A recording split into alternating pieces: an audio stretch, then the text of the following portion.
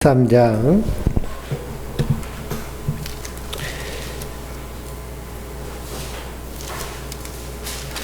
1절부터 5절까지 한 목소리로 같이 읽겠습니다. 형제 사랑하기를 계속하고 손님 대접하기를 잊지 말라. 이로써 부지 중에 전사들을 대접한 이들도 있었느니라. 너희도 함께 갇힌 것 같이 갇힌 자를 생각하고 너희도 몸을 가졌은즉 학대받은 자를 생각하라. 모든 사람은 결혼을 귀히 여기고 침소를 더럽히지 않게 하라. 음행한 자들과 간음하는 자들을 하나님이 심판하시리라. 돈을 사랑하지 말고 있는 바 족한 줄로 알라. 그가 진리에 말씀하시기를 내가 결코 너희를 버리지 아니하고 너희를 떠나지 아니하리라 하셨느니라. 아멘. 할렐루야. 우리가 히브리서를 함께 나누고 있습니다. 우리 강익재 권사님이 금요일날 수술을 받으세요. 심장으로 통하는 관상동맥이 다 막히셔가지고요. 관상동맥을 이렇게 다 뚫는 수술을 하는데요. 하나만 막히면 그냥 스텐스 끼는 시술을 하는데 여러 개가 막혀가지고 그래서 가슴을 열고 수술을 크게 하십니다. 그래서 위에서 많이 기도해 주시면 감사하겠습니다. 우리가 히브리서 12장에서 믿음의 주요 온전케 하여 주시는 이인 예수를 바라보자 라고 그랬습니다. 우리 인생에서의 가장 그리스도인에게 있어서 최우선순위는 하나님과의 관계예요. 우리의 모든 삶에 뭔가 문제가 있다라고 보면 어디서부터 살펴봐야 될까요? 하나님과의 관계에서부터 살펴봐야 돼요. 하나님과의 관계에서 내가 정말 하나님의 그 사랑을 온전히 누리고 있는가? 하나님의 사랑을 누릴 수 있는 방법이 뭘까요?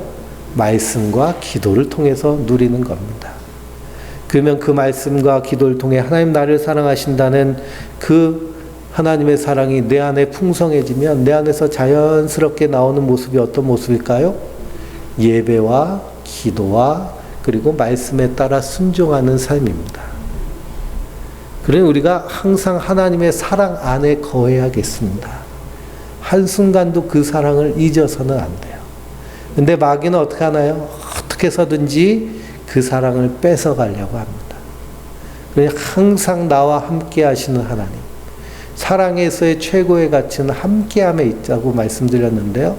임마누엘의 하나님이잖아요. 내가 너희와 항상 함께하리라. 우리와 함께 하시기 위해서 하나님께서 저 하늘 보좌를 버리시고 사람이 되셔서 이 땅에 오셨어요.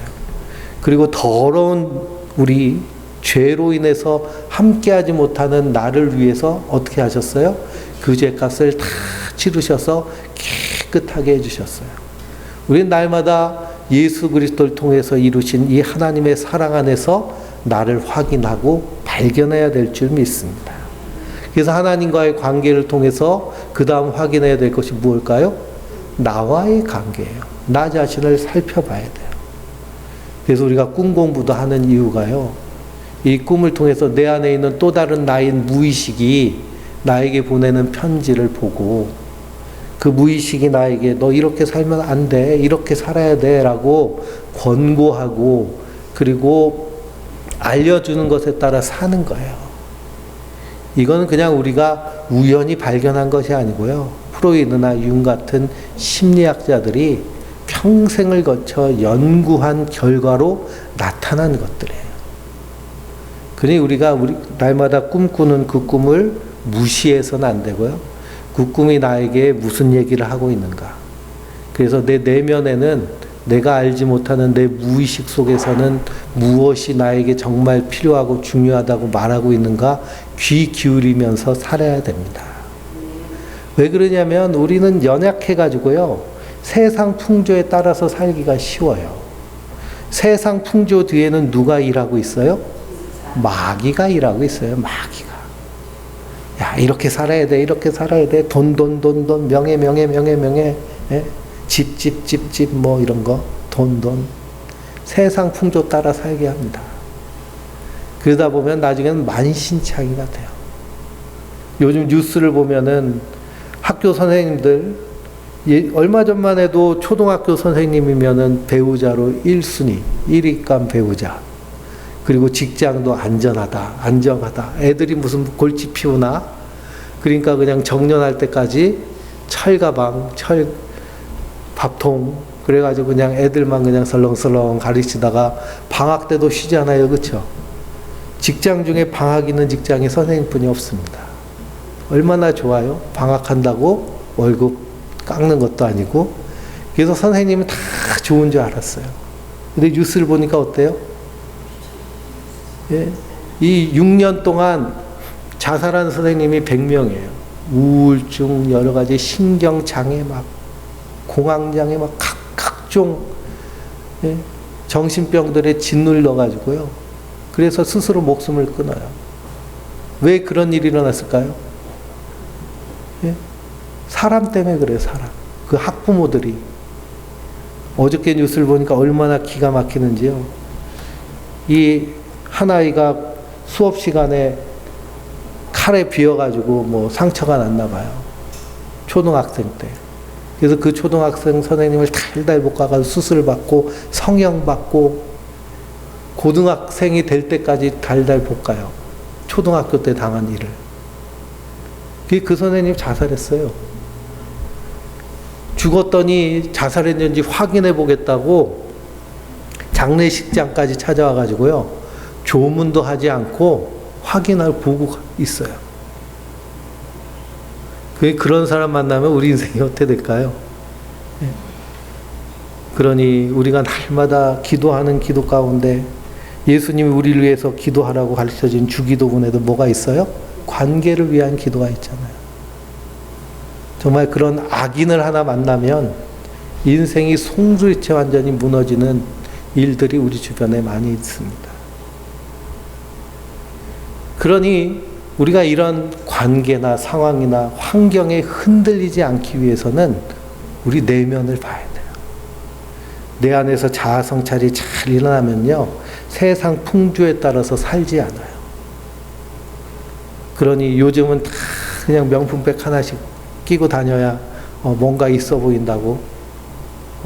그러니까 나도 저거 있어야 좀 가치 있어 보이나? 그렇게 하면 다 따라 살잖아요. 그렇죠? 근데 자기를 성찰하고 자기를 정말 돌보는 사람은 그거에 따라서 내 가치가 흔들리지가 않아요. 왜냐하면 나의 가치의 근거는 하나님께 있으니까. 그 세상 어디 가서도 주눅들지 않고 쫄지 않고 하나님의 백성답게 살아낼 수 있는 거예요. 그것이 흘러서 이웃에게로. 이웃도 누가 가장 가까운 이웃일까요? 가족. 그래서 배우자가 있으면 남편, 아내가 가장 가까운 이웃이고요. 그 다음이 자녀. 그리고 뭐 형제들, 친척들, 가까운 친척들. 그리고 우리 성도들. 그리고 세상을 향해서. 항상 이 관계도에 대한 인식이 분명해야 될 줄 믿습니다. 그래서 우리가 우리 몸을 위해서도 하루에 3끼 밥 먹듯이 우리의 영혼을 위해서도 날마다 영혼의 양식을 풍성하게 먹고 마시고 누려야 될 줄 믿습니다. 그래서 지난주 말씀에는 3가지를 두려워하라는 말씀을 함께 나눴는데요. 그래서 12장 15절을 보니까 첫 번째는 뭘 두려워하라고 말씀하고 있어요? 하나님의 은혜에 이르지 못하는 자가 없도록 두려워하라는 거예요. 은혜에 이르지 못하는 자. 은혜에 걸맞게 살아야 되는 겁니다. 우리의 언어도, 우리의 행실도, 우리의 모든 삶의 태도와 자세도 은혜에 걸맞는. 그래서 어디 가서라도 저 사람은 뭔가 특이해, 특별해, 뭔가 달라 하는 모습들이 우리 안에서 자연스럽게 풍겨야 돼요. 또 두 번째는 쓴뿌리가 나서 괴롭게 하여 많은 사람이 이로 말미암아 더럽게 되지 않기 위해서 옛사람의 썩어져가는 구속들, 그러니까 나의 가장 안 좋은 모습들이 계속 나타난다면 어떻게 될까요? 뽑아버려야 돼요. 날마다. 그래서 나는 죽노라 그러잖아요. 나는 날마다 죽노라. 그러니 쓴뿌리는 언제든지 나올 수 있습니다. 그래서 사도 바울은 나는 날마다 죽노라. 그리고 날마다 예수와 함께 사는 것이죠. 그러니 내 안에 어떤 모습이 장점이고 어떤 모습은 고쳐야 될 것인지 늘 생각하고 성찰해야 돼요. 그렇지 않고 막 살면 어떻게 될까요? 나도 모르게 자연스럽게 나오게 되어 있어요. 그게 쓴뿌리이기 때문에 그렇습니다. 세 번째는 뭘까요? 에서와 같이 망령될까 조심하라 그랬습니다. 은혜를 업신여긴 행위가 에서와 같은 행위입니다. 그러니까 우리가 누구를 믿고 있느냐, 어떤 은혜를 받은 자이냐, 하나님은 어떤 분이시냐, 우리가 평생을 알아가면서 그 하나님을 경외하는 경외감 안에서는 두렵고 떨림으로 우리의 구원을 이루어가는 그 모습이 바로 성도의 모습인 줄 믿습니다. 그러면서 지난주 마지막에 28절에 그러므로 우리가 흔들리지 않는 나라를 받았은즉 그랬습니다. 흔들리지 않는 나라가 어떤 나라예요? 하나님 나라잖아요. 하나님 나라. 세상 나라는 다 흔들리죠. 그렇죠? 그러니 그냥 뉴스를 보면요. 지금 나라가 막 그냥 정신을 못 차립니다. 저 중국의 부동산 기업들이요. 돈을 못 갚아가지고 다 채무 불이행 사태. 그러니까 부도나게 생겼어요. 중국이 부도나면 누구도 부도날까요? 한국도 따라갈 확률이 매우 큽니다. 그러니 중국 사람들이 다 아파트 사는데 열을 올렸거든요. 근데 그에 못지않게 누구도 열을 올려요? 한국 사람들도 아파트 좋아해서 아파트 사는데 열을 올리잖아요. 그래서 가계 부채가 300조가 넘는다 그래요. 네, 가계 부채가. 그러니까 뭐 다른 나라 뭐 국가 부채가 뭐 어쩌고 저쩌고 할 거 걱정할 게 없이요. 개인 부채가 엄청납니다. 그러니 마지막 때가 됐으면요. 우리가 성경에도 뭐라고 말씀하고 있어요? 사랑의 빛 외에는 다른 빛이지 말라고 말씀하고 있거든요. 우리가 말씀의 원리대로 살아야겠습니다. 그러니 미국은 금리를 계속 올리고 우리는 금리 올리면은 이 영끌한 사람들 빚 못 갚아가지고 다 파산하면 그 영향이 어디로 가요? 은행으로 가겠죠. 담보로 잡은 것들 다 헐값으로 경매로 넘겨야 되고 그러면 와장창 무너지는 것인데요. 그러니 이러지도 못하고 저러지도 못하는데 중국이 저렇게 되니까 그냥 흔들흔들합니다. 이게 어느 나라예요? 이게 세상 나라예요. 세상 나라. 세상 나라는요. 언제든지 견고한 적이 한 시대도 없어요. 인류의 역사를 보면요. 견고하게 선 나라가 없습니다. 그러나 흔들리지 않은 나라가 있어요. 그 나라가 바로 하나님 나라입니다. 성도는 어디를 소망하며 사는 자들이에요? 하나님 나라를 소망하며 이 땅을 나그네로 사는 자들이에요. 이 흔들리지 않는 나라는 어떻게 받았을까요? 은혜로 받았어요. 선물로 받았어요. 그리스도의 십자가의 공로로 우리에게 거저 주신 바 됐어요. 거저 주셨다고 해서 공짜로 주신 게 아니에요. 값없이 주셨다고 해서 싸게 주신 게 아니에요. 값을 치르셨어요. 그 값이 무슨 값이에요? 예수님의 피값이에요. 예수님의 피값. 그 피로 우리를 구원하셔서 하나님 나라 백성으로 삼으셨어요. 그러니 우리가 이 땅에서 이 은혜를 어떻게 해야 될까요? 누리는 자가 되어야 될 줄 믿습니다. 그래서 은혜를 받자 그러면서 거기 각주가 쓰여 있죠. 그렇죠? 그게 뭐라고 되어 있어요? 감사하라 그랬잖아요. 은혜에 감사하라. 은혜에 합당한 삶은요. 감사하며 사는 자예요. 감사하는 삶. 감사하는 삶이 어떤 모습으로 나타날까요? 예배로 나타나고요. 기도로 나타나고 그리고 말씀을 순종하는 삶으로 나타납니다. 그러니 우리가 모여서 드리는 예배를 사모해요. 또 개인적으로 하나님께 드리는 찬미의 예배를 사모해요. 그리고 너희 몸은 하나님이 성령이 거하시는 하나님의 성전인 것을 너희가 알지 못하느냐라고 하시잖아요. 그러니까 내 삶이 하나님의 성전다운 삶이 되도록 나를 날마다 가꾸고 거룩하고 진실하게 살아내는 것이 바로 은혜를 받은 자의 모습인 줄 믿습니다. 그래서 경건함과 두려움으로 하나님을 기쁘게 섬길지니 우리 하나님은 소멸하는 불이시라 그랬습니다. 소멸하는 불은 어떤 하나님이시라는 거예요? 네? 심판하신다는 거예요. 심판하신다. 마지막 불로 심판하실 때 하나님의 백성들은 그리스도의 십자가의 은혜로 흔들리지 아니하는 나라에 들어가서 그 백성으로 영생 복락할 약속을 받았으니 경건함과 두려움으로 사는 거예요. 그래서 예수님도 두려워할 자를 두려워하라고 하시잖아요. 우리가 여기에 확실하게 믿음이 서 있으면 어떤 상황과 환경 가운데서도 결코 흔들리지 않게 되는 줄 믿습니다. 근데 어떤 상황, 환경, 형편에 따라서 벌벌벌벌 떠는 그런 인생이라면 하나님과의 관계에서부터 어떻게 해요? 집중해야 돼요. 하나님과의 관계에서 내가 그 십자가의 은혜를 온전히 오롯이 받고 누리고 있는가? 그 안에서 정말 그 사랑을 내 삶 가운데서 풍성하게 채워가고 있는가? 그래서 히브리서는 고난받는 유대인들 향해서 쓴 편지잖아요. 그 내용이 어찌 보면 상당히 강하다고 할 수 있습니다. 고난받고 있는데요.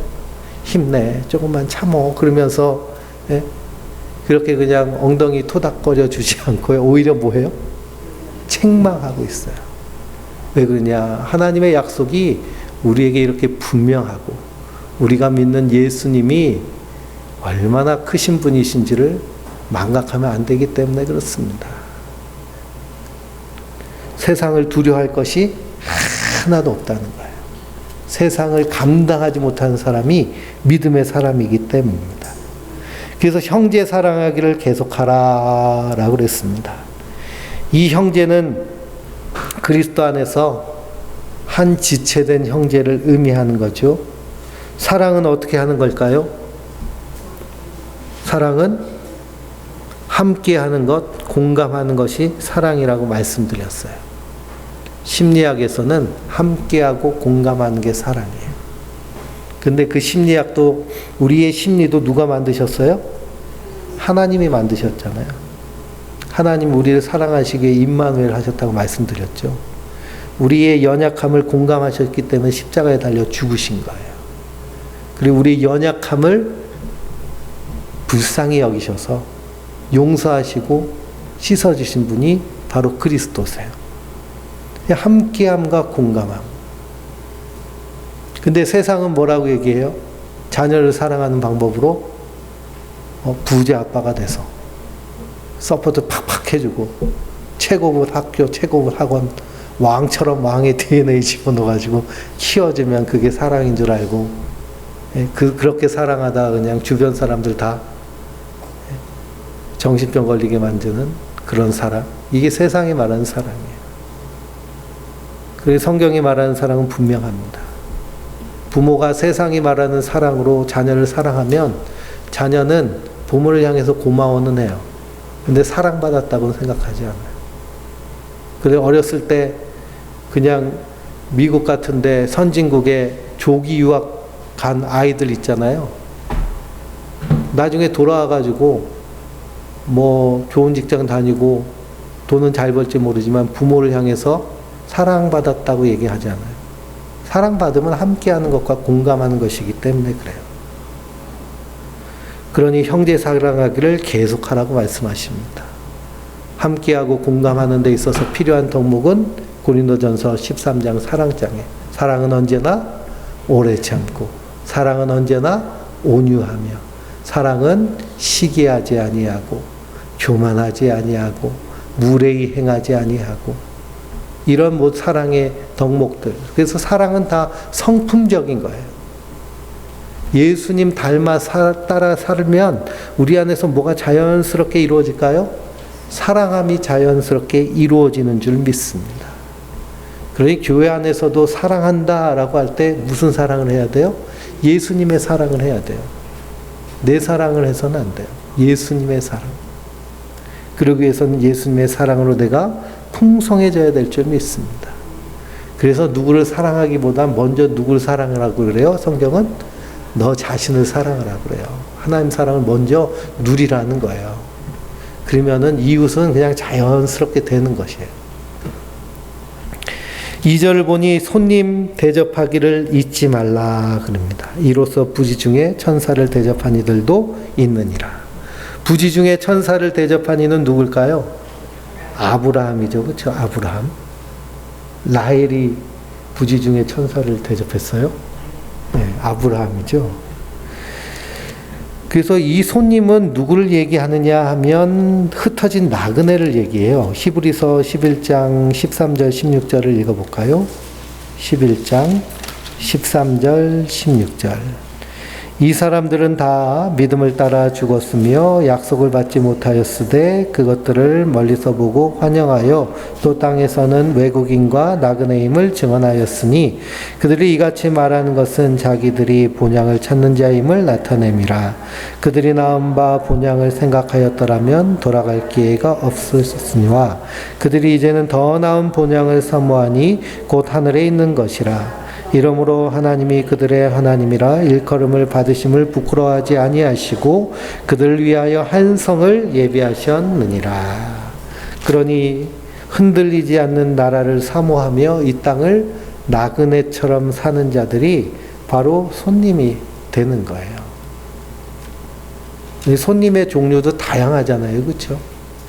그 손님 대접하기를 잊지 말라. 그래서 밤손님이 왔을 때 막 친절하게 대접하고, 물론 도둑이 들었는데 라면 끓여줬다가 그냥 간 도둑도 있대요.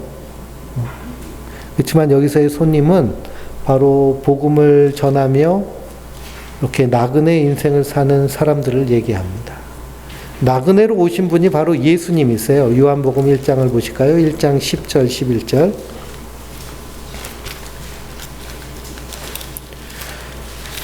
요한복음 1장 10절 11절입니다.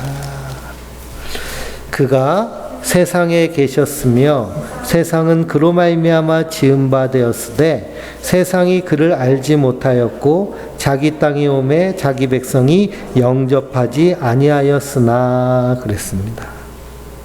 그러니 세상의 주인인, 그 땅의 주인인 예수님이 자기 백성에게 오셨는데 그 백성들이 어떻게 하지 않았어요? 영접하지 않았어요. 예수님이 어떤 모습으로 오셨어요? 나그네의 모습으로 오셨어요. 왕의 모습으로 왔으면 영접했겠죠. 그렇죠? 근데 영접하는 자, 곧 그 이름을 믿는 자들에게는 하나님의 자녀가 되는 권세를 주셨습니다. 요한 3서를 한번 보실까요? 요한 3서. 요한 3서 5절에서 12절까지입니다. 요한 3서 5절에서 12절. 사랑하는 자여, 내가 무엇이든지 형제 곧 나그네 된 자들에게 행하는 것은 신실한 일이니 그들이 교회 앞에서 너희 사랑을 증언하셨느니라. 내가 하나님께 합당하게 그들을 전송하면 좋으리로다.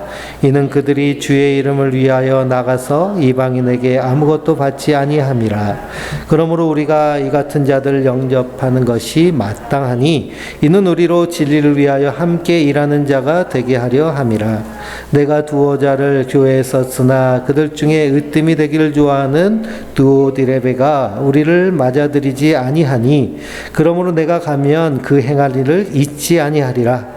그가 악한 말로 우리를 회방하고도 오히려 부족하여 형제들을 맞아들이지도 아니하고 맞아들이고자 하는 자를 금하여 교회에서 내쫓는도다.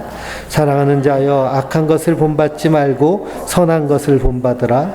선을 행하는 자는 하나님께 속하고 악을 행하는 자는 하나님을 배우지 못하였느니라. 데오드리오는 뭇 사람에게도 진리에게서도 증거를 받았음에 우리도 증언하노니 너는 우리의 증언이 참된 줄 아느니라. 아멘. 여기 두 사람이 나와요. 요한 3서는 우리가 맨날 1장 1절에서 4절만 좋아하거든요. 거기 사랑하는 장로 가이오가 나오죠. 가이오가 나오는데 오늘 말씀을 읽은 데선 누가 나와요? 데메드리오가 나와요. 데메드리오. 드리오 레베. 그러면 둘의 차이점은 뭘까요? 가이오는 영접하는 자고요. 이 사람 디오드레베는 내쫓는 자예요. 영접하지 않고 받아들이지 않는 자예요. 나그네들은 어떤 사람들이냐 하면 복음을 전하는 사람이에요. 나그네처럼 그래서 이 공동체 저 공동체 다니면서 복음을 전해요. 초대교회 모습이 그랬습니다. 지금 말하면 이제 설교자, 목회자에 해당하죠. 그러면은 이 사람들이 무엇을 먹고 살 수 있을까요? 이방인들에게서는 말씀을 전하고 사례를 받지 않으니 믿는 성도들이 연보를 해서 그들의 생활을 구제하고 도와주는 거예요. 그게 초대교회 연보의 개념이에요. 그래서 설교자들, 목회자들, 전도자들이 생활할 수 있도록 돕는 거예요. 사도 바울이 자비랑으로 사역을 했어요. 에베소에서는 천막을 치면서 천막을 만들면서 자비랑으로 사역했죠. 그렇지만 빌립보 교회에서 그리고 여러 고린도 교회에서 연보를 하고 후원을 오니 더 이상 자비랑으로 사역하지 않았습니다. 왜 그러냐? 그들의 도움, 연보로 충분히 생활하며 복음에 전념할 수 있기 때문이에요. 연보의 개념은 이런 개념입니다. 그래서 우리가 헌금을 함으로 그래서 사역자들이 편하고 그리고 사역에 집중하도록 돕는 일들이 헌금에서의 가장 중요한 개념 중에 하나입니다. 우리 교회도 개척을 했는데요. 개척을 하니 재정이 어떻게 목회자 사례 줄 만큼 재정이 있겠어요. 그런데 장로님이 오롯이 다 헌신하셔서 지금까지 제가 사역에만 집중할 수 있습니다. 근데 우리 성도님들도 함께 짐을 같이 지시면 그것이 하나님 보시기에 합당한 것이고 하나님 보시기에 복된 줄 믿습니다. 그러니 우리가 현대 요즘 교회들이 이중직을 다 허용해 버렸거든요. 이중직. 이중직이란 뭐냐면 목회하면서 다른 직장을 가져도 된다.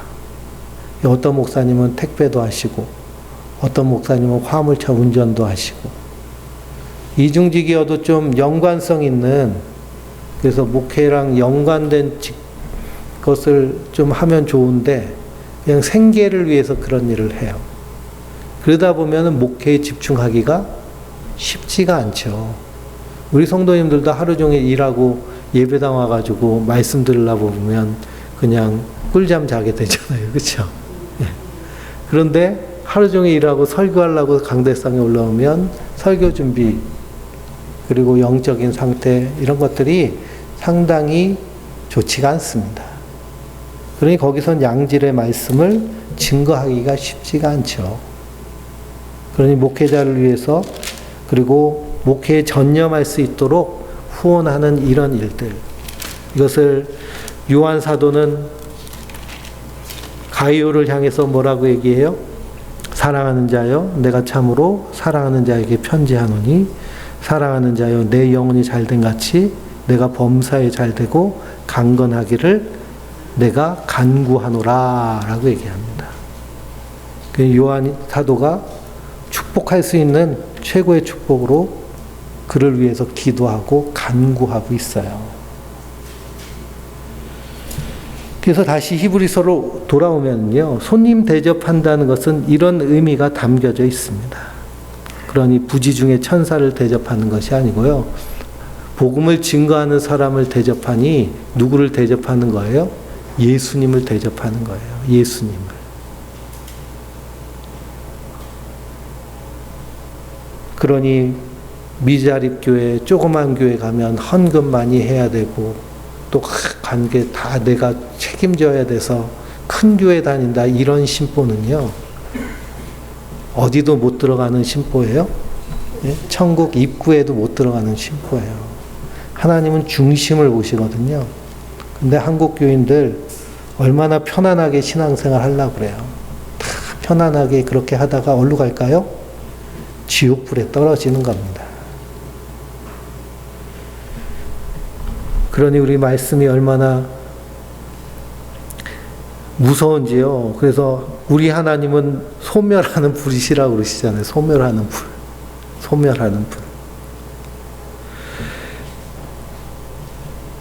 그리고 3절은 너희와 함께 갇힌 것 같이 갇힌 자를 생각하고, 그것도 복음을 전하다 갇힌 사람이죠. 뭐 살인 저지르고 도둑질하다가 갇힌 것을 의미하는 것이 아닙니다. 4절은 모든 사람이 결혼을 귀히 여기고 침소를 더럽히지 않게 하라. 음행하는 자들과 간음하는 자들 하나님이 심판하신다고 그랬어요. 현대사회에서의 이 간음의 문제, 음행의 문제, 아주 그냥 너무 자연스럽게 문화적으로 다가와 버립니다. 그러나 하나님의 백성들은 자기를 스스로 깨끗게 하는 자들이에요. 로마 제국에 복음이 증거될 수 있었던 결정적인 이유 중에 하나도 로마 제국이 완전히 성적으로 타락하여서, 그래서 왕족들, 귀족들이요, 자기 아들 장가 보내야 되는데 이 도무지 결혼시킬 만한 여자가 없는 겁니다. 다 타락해가지고요. 그래서 찾았더니 저 카타콤, 저 로마의 지하 묘지에 숨어 사는 기독교인들, 그 사람들은 깨끗한 거예요. 그래서 몰래 사람을 들여보내가지고 거기서 처녀를 골라와가지고 그래서 결혼시켜요. 그래서 귀족과 왕족 사이에 예수 믿는 사람들이 하나씩 하나씩 생기기 시작해서 결국 300년 후에는 로마가 완전히 기독교화 된 것이 바로 그런 모습입니다. 세상이 아무리 더러워도요, 하나님의 백성은 하나님의 그 사랑 안에서 성결하고 깨끗함을 유지하는 자들인 줄 믿습니다. 그러면서 5절에 뭐라 그래요? 돈을 사랑하지 말고 이는 있는 바를 족한 줄로 알라. 그가 친히 말씀하시기를 내가 결코 너희를 버리지 아니하고 너희를 떠나지 아니하리라 하셨느니라 그랬습니다. 인간에게 있어서 가장 큰 그림자는 돈이에요. 돈은 우리에게 뛸래야 뛸 수가 없어요. 돈을 좋아하지 않는다고 말하는 사람은 다 어떤 사람일까요? 거짓말하는 사람이에요. 돈은 우리에게 필요하고요. 돈이 많으면 많을수록 좋아요. 그러니까 돈 작다고 뭐 자랑할 것도 없어요. 많으면 많을수록 좋은 거니까. 근데 그 돈을 어떻게 사용하느냐가 중요하죠. 버는 것도 마약 팔고 뭐 저기 전세 사기치고 해가지고 벌어서 그거 가지고 떵떵거리고 살면 그게 무슨 의미가 있겠습니까?